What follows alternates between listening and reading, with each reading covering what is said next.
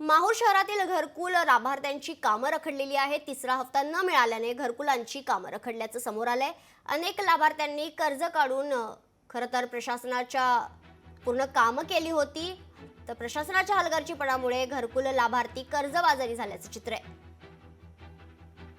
याच दरम्यान घरकुल लाभार्थी यांच्याशी बातचीत केली आहे आमचे प्रतिनिधी कमलाकर बिराजदार यांनी। पंतप्रधान घरकुल आवास योजनेला 2017 पासून ते 2024 पर्यंत नगरपंचायत या भागामध्ये जर बघितलं तर 1367 घरकुलांना या ठिकाणी मंजुरी मिळालेली आहे। त्यातील जवळपास 800 घरांचं बांधकाम पूर्ण झालेलं आहे।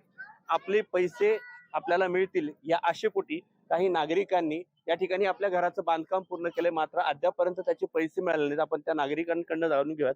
काकू, तुम्ही सांगा की तुमचं पैसे मिळालेत का आणि काय अडचणी आहे तुमच्या?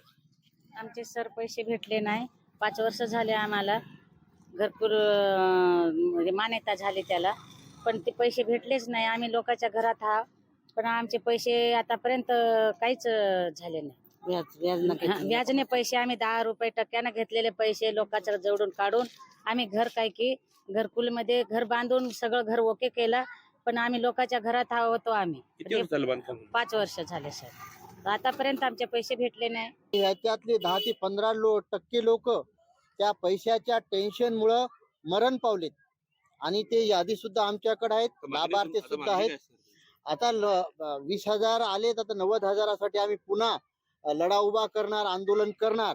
आता हे मावशी विधवा झाली तेव्हा जेव्हा घरकुल आलतं तेव्हा त्यांचे पती होते आणि त्यानं सुद्धा व्याज लोकांच्या टेन्शननं घडी घडी पावला लोक कर्ज मागत असल्यानं ते टेन्शन मध्ये त्यानं हाय खाऊन ते असं मरण पावलेत। असे बरेचसे लाभार्थी माहूर शहरात आहेत। कमलाकर बिराजदार, लोकशाही मराठी, माहूरगड, नांदेड।